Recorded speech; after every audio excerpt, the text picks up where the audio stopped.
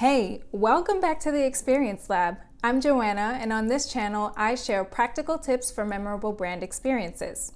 In today's video, I want to talk to you about why timelines are important and why you need one for your next event.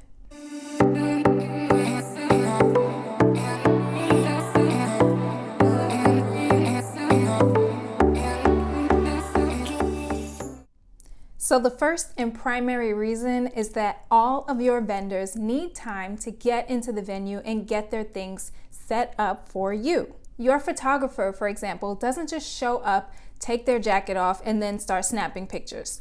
They need time to get their equipment set up, they need time to test the lighting, and then they also want a little bit of time to get pictures of the venue and all of the things laid out nice and neat before anybody walks through the doors. Your DJ is another one who needs time to get things from their truck into the venue, to get set up, to do sound check, and then also to just get the mood and the vibe going again before those doors even open. Another thing is your attendees, the people that are coming to your event, want to know that you have a timeline in place so that they feel like their time is being taken seriously. For the most part, if you're doing something for your brand or for a business and it's not a personal event, and even if it is something like a wedding, people want to know that they can plan their busy lives around anything that you might have going on. Another great reason to have a timeline, and probably my favorite, is that your team won't have to run around your venue and tap you on the shoulder or text you and blow up your phone trying to find you so that they know what's going on.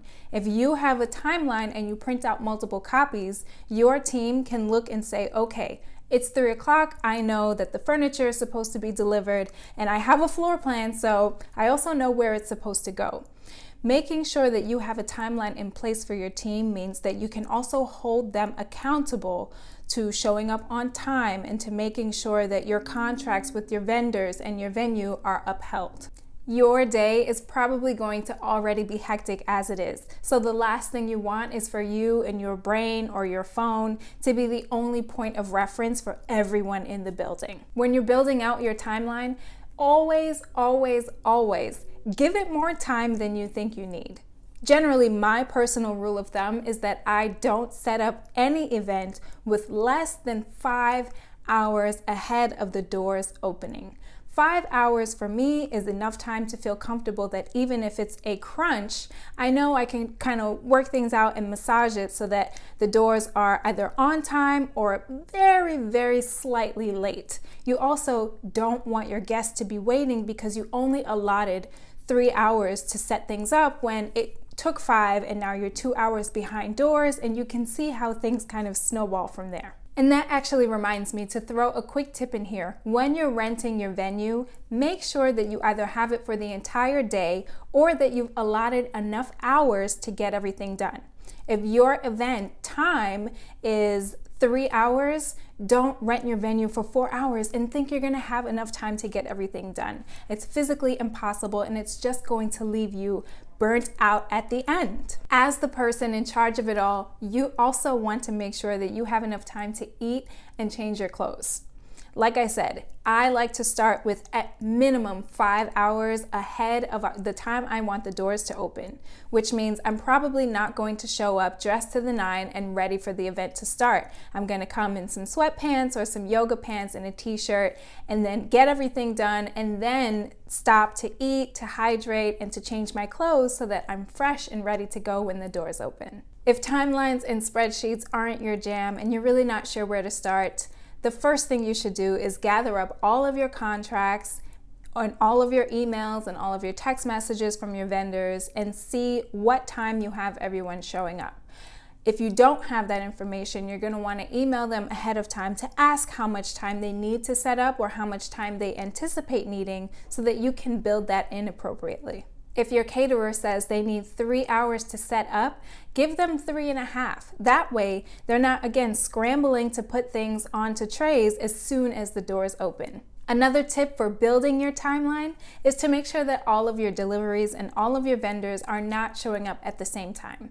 Now, you do want your team members to all show up at the same time so that you can rally the team and get everything kind of up and running. But as far as your catering, if you have a DJ, again, if you have furniture rentals, you want to stagger those so that they're not all over each other, coming in and out of the load-in entrance or coming in and out of the doors, and just generally you want to make sure that everyone can get your attention when they're trying to figure out where to put things and the flow of the event.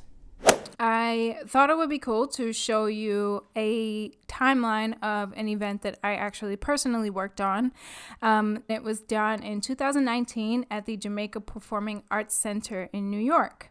So the basic layout of this run of show is there is a start time for something, an end time, what the action is that's happening, the location that it's happening in, and then who it's managed by, and notes. First and foremost, we have the date up here, but then again, we have it here and we say what day of the week it is.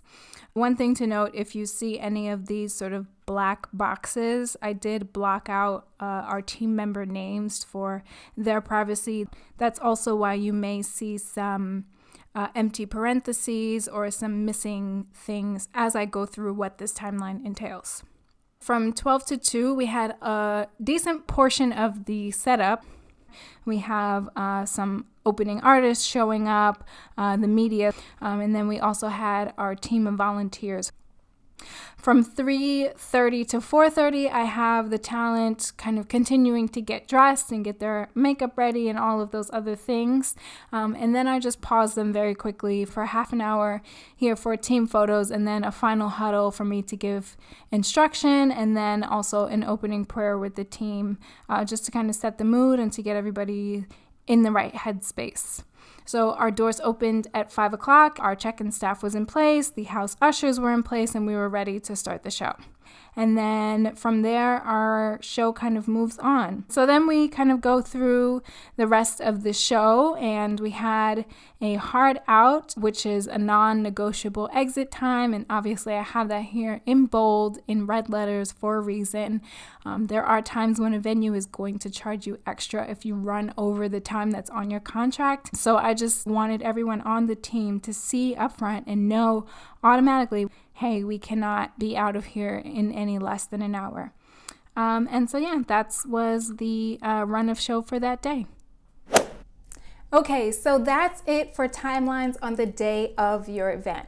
I'll probably do a video sometime in the future about building a timeline leading up to your event and how to plan things accordingly, how far out you should plan them, etc. For now, I'm Joanna. This is the Experience Lab, and I'll see you next time.